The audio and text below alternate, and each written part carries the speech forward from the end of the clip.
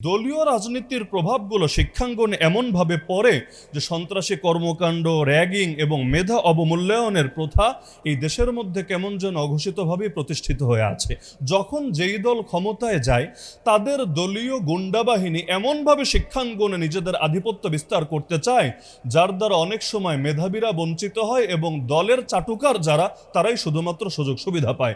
গতকাল আমরা দেখেছি একজন শিক্ষার্থী যেও হয়তো এই দেশের জন্য বড় অবদান রাখতে পারতো এবং এই দেশের জন্য একটা মূল্যবান সম্পদ হতে পারত, সামান্য রাজনৈতিক স্বার্থকে কেন্দ্র করে নির্মমভাবে রডের আঘাত করে তার চোখটাকেই চিরতরে নষ্ট করে দেওয়া হয়েছে। সিলেট এমএজি ওসমান মেডিকেলে তাকে চিকিৎসার জন্য নেওয়া হয়েছে। ডক্টর জানিয়ে দিয়েছে সরি, এই চোখ দিয়ে সে আর কোনোদিন দুনিয়ার আলো দেখতে পারবে না। অথচ এই শিক্ষার্থীও সে হয়তো এই দেশের শ্রেষ্ঠ বিজ্ঞানী হতে পারত, সে হয়তো এই দেশে শিক্ষাঙ্গনে বড় অবদান রাখতে পারত, কিন্তু এই সামান্য রাজনৈতিক স্বার্থে তার চোখের দৃষ্টি চিরতরে কেড়ে নেওয়া হলো। কি হবে এমন রাজনীতি দিয়ে? রাজনীতি ছিল জনগণের জন্য, অথচ রাজনীতি আজ কত মায়ের বুক খালি করছে। আমরা এই নতুন বাংলাদেশে, জুলাই গণ অভ্যুত্থান উত্তর বাংলাদেশে এমন দৃশ্য আর দ্বিতীয়বার দেখতে চাই না। মেধার যোগ্যতার ভিত্তিতে যদি নিয়োগ না দিয়ে দলীয় চামচামির ভিত্তিতে নিয়োগ দেওয়া হয়, যখন যেই দল ক্ষমতায় আসবে শুধু তাদের লোকদেরকে নিয়োগ দেয় আর অন্যদেরকে বঞ্চিত করার চেষ্টা চালায়, তাহলে এই জাতি কখনোই এই ক্ষেত্রে মান সম্পন্ন হতে পারবে না, বরঞ্চ তারা এই ক্ষেত্রে পিছিয়েই থাকবে। আমরা দেখেছি এই দল ক্ষমতায় আসতে না আসতে ব্যাংকে বলেন, ভার্সিটিতে বলেন, প্রতিটা ক্ষেত্রে নিজেদের চামচাগুলোকে এস্টাবলিশ করতে গিয়ে অনেক মেধাবী থেকে জাতিকে বঞ্চিত করেছে। এমন এমন লোককেও তারা দায়িত্ব থেকে সরিয়ে দিয়েছে যারা বাংলাদেশের জন্য একটা নেয়ামত ছিল, রবের বিশেষ নেয়ামত ছিল, যাদের কদর করা দরকার ছিল। একটা কথা মাথায় রাখবেন, যারা নেয়ামতের কদর করে না আল্লাহ তাদেরকে নেয়ামত দেয়ও না। লা ইন শাকারতুম লা আযীদান্নাকুম ওয়া লা ইন কাফারতুম ইন্না আযাবি লাশাদীদ। যদি তোমরা কৃতজ্ঞতা আদায় করো আমি আল্লাহ নেয়ামত বাড়িয়ে দিব, আর যদি অকৃতজ্ঞ হও আমার আযাব কিন্তু বড় ভয়ঙ্কর। সুতরাং এ সমস্ত দলের চাটুকারিতা ছাড়েন, সব জায়গায় দলীয় প্রভাব বাড়ানোর এই চেষ্টা ছাড়েন, না হলে এক সময় মেধাবীয়া খুঁজে পাবেন না, প্রতিটা ক্ষেত্রে লোকই খুঁজে পাবেন না। তখন এই দলীয় চামচারা আপনাদের পতন আর ঠেকাতে পারবে না। যে আল্লাহর সঙ্গে সৎ না সে আল্লাহর বান্দাদের সঙ্গে সৎ হবে এটা আশাও করা যায় না। প্রতিটা শিক্ষার্থীর ভেতরে আমরা ন্যূনতম আল্লাহর ভয় যদি না ঢোকাতে পারি, তাহলে ভবিষ্যতে তাদের দ্বারা দেশ যেভাবে গড়ার সম্ভাবনা ছিল একইভাবে ধ্বংস হওয়ার আশঙ্কাও কিন্তু আছে। কারণ এই দেশে সবচাইতে বড় বড় দুর্নীতি, সবচাইতে বড় বড় প্রতারণা শিক্ষিত মানুষেরাই করে থাকে, যেগুলো অশিক্ষিতরা কল্পনাও করতে পারবে না। এজন্য শিক্ষার সঙ্গে সঙ্গে তার সততা, তার নৈতিকতা, তার ধর্মীয় মূল্যবোধ এগুলোও যাতে বৃদ্ধি পায় এদিকে নজর দেওয়া দরকার। এজন্য দরকার ছিল প্রতিটা লেভেলে যোগ্য, বিজ্ঞ, প্রাজ্ঞ আলেমদেরকেও শিক্ষক হিসাবে নিয়োজিত করে তাদের দ্বারা ধর্মীয় শিক্ষা এবং আল্লাহভীতির শিক্ষাটাও এমনভাবে দেওয়া হবে যাতে করে যে যেই সেক্টরেই যাক না কেন তার দ্বারা দেশ ক্ষতিগ্রস্ত হবে না, জাতি ক্ষতিগ্রস্ত হবে না, তার দ্বারা এই একজন মানুষের একটা টাকাও কোনো ধরনের কোনো প্রতারণার শিকার হবে না। ভাষা হলো বাহন, মানুষের ভেতরে যতই জ্ঞান থাকুক না কেন ভাষাগত যোগ্যতা না থাকলে সে সেটাকে প্রকাশও করতে পারে না, এবং ভাষাগত যোগ্যতা না থাকলে জ্ঞানের পূর্ণতাও কখনো সাধিত হয় না। অথচ আমরা দেখতে পাচ্ছি স্বাধীনতার অর্ধ শতাব্দী অতিক্রান্ত হওয়ার পরেও আমাদের শিক্ষা ব্যবস্থা এমন একটা পর্যায়ে দাঁড়িয়ে আছে, অধিকাংশ শিক্ষার্থী নিজের মাতৃভাষাটা পর্যন্ত ঠিকভাবে পারে না, আর ইংরেজি এবং অন্যান্য ভাষা তো আরো দূরের কথা। কয়জন শিক্ষার্থী এমন আছে প্রমিত বানানরীতি অনুসারে শুদ্ধভাবে লিখতে পারবে এবং সে যথাযথভাবে বাংলা ভাষার সাথে এতটুকু পরিচিত অন্তত আছে যা দ্বারা মোটামুটি সে তার জ্ঞানকে জাতির সামনে শুদ্ধভাবে উপস্থাপন করতে পারবে? দুঃখজনক বাস্তবতা হলো বাংলাদেশের প্রবাসীদেরও বড় একটা সংখ্যক আছে মিডল ইস্টে। যদি তাদেরকে এই মিডল ইস্টে যাওয়ার আগে ভাষাগত যোগ্যতাটাও তাদের ভেতরে থাকতো, বাংলা ইংলিশের পাশাপাশি আরবিটাও যদি তারা জানতো, তাহলে মিডল ইস্টে গিয়েও ভাষাগত যোগ্যতার মাধ্যমে তারা আরো ভালো পজিশনে থাকতে পারত।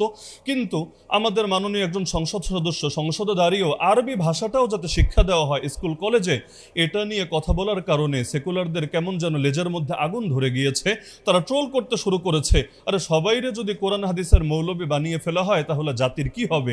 অথচ আরবি ভাষার এই যোগ্যতাটা যদি অর্জন হয়, শুধু কোরআন হাদিসে বুঝতে পারবে তা না, বরঞ্চ আমাদের প্রবাসী যারা প্রবাসে যায় বিশেষ করে মিডল ইস্টে, তারাও কিন্তু সেখানে তাদের কাঙ্ক্ষিত মান অর্জন করতে পারবে এবং বিভিন্নভাবে উপকৃত হতে পারবে। তো আমি মনে করি ভাষাগত দক্ষতা অর্জনের কোনো বিকল্প নাই এবং এক্ষেত্রে সকলের নজর দেওয়া গুরুত্বপূর্ণ বটে। দ্বিতীয় বিষয় হলো আমাদের শিক্ষা কারিকুলামটা মেধা কেন্দ্রিক এবং মানসম্মত হওয়া উচিত। আমাদের কারিকুলাম তো এমন হওয়া দরকার ছিল যে শিক্ষার্থীরা ক্রিটিক্যাল থিঙ্কিংয়ে অভ্যস্ত হবে, উদ্ভাবনী ক্ষমতায় অভ্যস্ত হবে, বাস্তবমুখী দক্ষতা বাড়বে। শুধুমাত্র তত্ত্ব শেখা না, আমি অনেক তত্ত্ব জানি, অনেক সংজ্ঞা মুখস্থ করেছি, কিন্তু বাস্তবতার সাথে এগুলো সম্পর্ক নাই এবং বাস্তবিক আমার কোনো দক্ষতাও নাই, তাহলে এত তত্ত্বের পসরা দিয়ে আমার কি হবে? বাস্তব জীবনে এর দ্বারা আমি কতটুকুই বা উপকৃত হতে পারবো? 3 নম্বর বিষয় হলো নৈতিক ও মূল্যবোধ ভিত্তিক শিক্ষা হওয়া দরকার। শুধু বইয়ের জ্ঞান অর্জনে যথেষ্ট না, বরঞ্চ চরিত্র গঠন, সামাজিক দায়িত্ববোধ এবং নৈতিক শিক্ষা এগুলোকে গুরুত্বের সঙ্গে অন্তর্ভুক্ত করা দরকার ছিল। প্রযুক্তি ও ভবিষ্যৎমুখী শিক্ষা। চতুর্থ শিল্প বিপ্লবের সঙ্গে আমরা যদি তাল মেলাতে চাই, তাহলে কোডিং বলেন, এআই বলেন, কৃত্রিম বুদ্ধিমত্তা এবং ডিজিটাল স্কিল এগুলো আমাদের শিক্ষাক্রমে অন্তর্ভুক্ত করা দরকার। না হলে যুগের সঙ্গে আমরা তাল মেলাতে পারবো না। পৃথিবী এগোতে থাকবে সামনের দিকে, আর আমরা আটকে থাকবো নির্দিষ্ট একটা গণ্ডির ভেতরে, যেটাই জাতির জন্য মোটেও কল্যাণ বয়ে আনবে না। পঞ্চম বিষয় হলো গবেষণা ও উদ্ভাবনে জোর দেওয়া দরকার। উচ্চশিক্ষায় গবেষণার জন্য পর্যাপ্ত বাজেট ও সুযোগ সুবিধা রাখা দরকার। বিগত দিনে এই প্রেস ক্লাবে আমাদের ভাই সাদিক কায়েম দুঃখ করে বলেছিলেন যে ঢাকা ভার্সিটির মতো প্রতিষ্ঠানেও গবেষণায় বাজেট হলো জিরো, যেই তথ্য আমার নিজেরও জানা ছিল না। গবেষণার জন্য জিরো মানে কোনো বাজেটই আলাদা করে রাখা হয় নাই। এটা একটা জাতির জন্য লজ্জা এবং আফসোসের বিষয় ছাড়া আমি মনে করি কিছু হতে পারে না।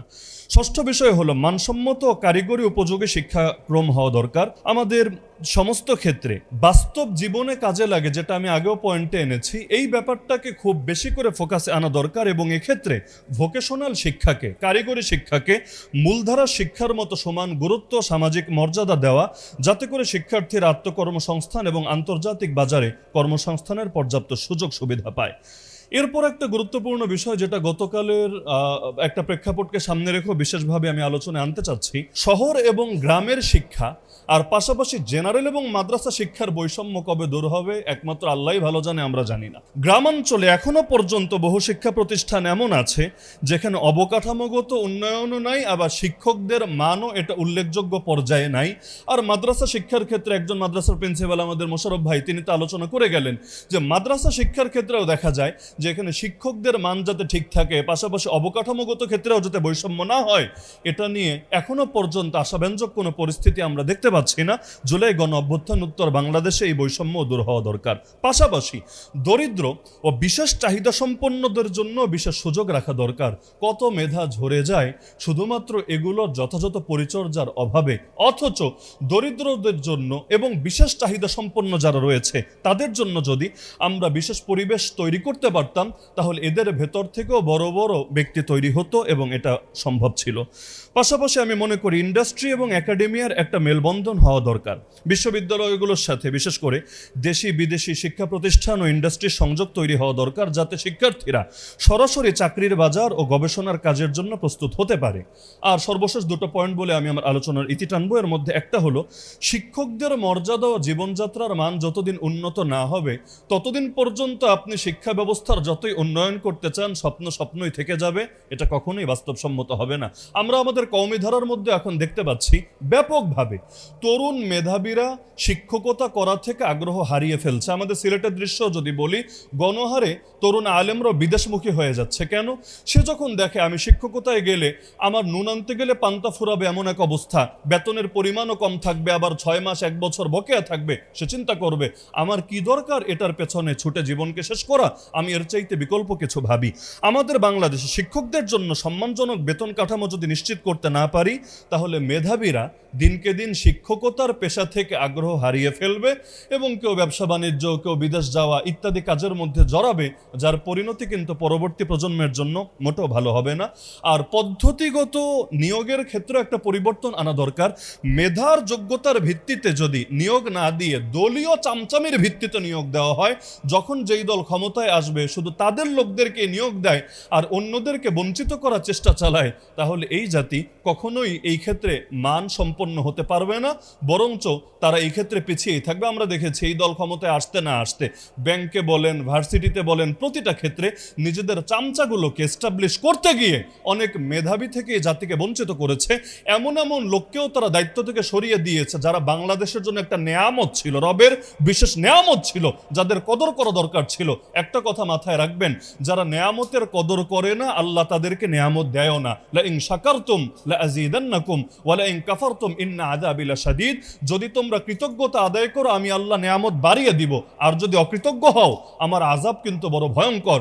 সুতরাং এ সমস্ত দলের চাটুকারিতা ছাড়েন, সব জায়গায় দলীয় প্রভাব বাড়ানোর এই চেষ্টা ছাড়েন, না হলে এক সময় মেধাবীয়া খুঁজে পাবেন না, প্রতিটা ক্ষেত্রে লোকই খুঁজে পাবেন না, তখন এই দলীয় চামচারা আপনাদের পতন আর ঠেকাতে পারবে না। আর আজকে সর্বশেষ পয়েন্ট হলো আমার, ডিজিটাল শিক্ষা এবং এআই এটার ব্যাপারে বিশেষ ফোকাস দেওয়া দরকার।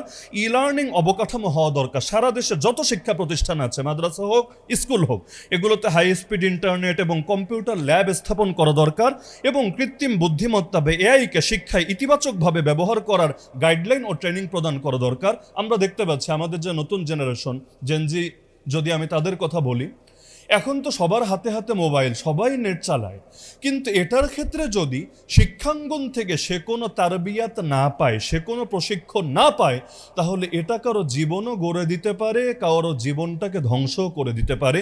যার কারণে একটা সোশ্যাল মিডিয়া ব্যবহার করলেও কিভাবে করতে হবে অধিকাংশ মানুষ বোঝে না। একদল আরেক দলকে গালি দেয় যে এরা হয়তো অনলাইনে অন্যদেরকে ক্রিটিসাইজ করে, খারাপ ভাষায় গালিগালাজ করে, কিন্তু দিন শেষে দেখবেন এই রোগগুলো কমনভাবে সবার ভেতরে ছড়িয়ে পড়েছে। কারণ শিক্ষা অর্জন করার আগেই, তারবিয়াত পাওয়ার আগেই প্রত্যেকে এক একজন ইউজার হয়ে গিয়েছে। তো যার কারণে আমি মনে করি একটা মোবাইল, একটা সোশ্যাল মিডিয়া অ্যাকাউন্ট এগুলো ইউজ করার ক্ষেত্রেও ন্যূনতম তারবিয়াত এবং শিক্ষাঙ্গন থেকে ন্যূনতম দিক নির্দেশনা থাকা দরকার, যাতে করে তারা এই ক্ষেত্রে কিছুটা শতভাগ না হলেও কিছুটা হলেও তারা রক্ষা পেতে পারে। আমাদের দেশে সবচাইতে অভাব হলো একটা জিনিসের, যেটা আমাদের কওমি অঙ্গনেও আছে, পাশাপাশি মোটামুটি সব অঙ্গনে আছে। এটা হলো ভিন্ন মতের প্রতিও যে উদারতা রাখা যায়, শ্রদ্ধা রাখা যায়, সম্মানজনক দৃষ্টিভঙ্গি রাখা যায়, এই শিক্ষাটাই তো দেওয়া হয় না ভাই শিক্ষাঙ্গন থেকে। যদি হতো তাহলে দ্বিমত তো আদবের সাথে করা যায়, কারো সাথে রাজনৈতিক মতভিন্নতাও সুন্দরভাবে করা যায়।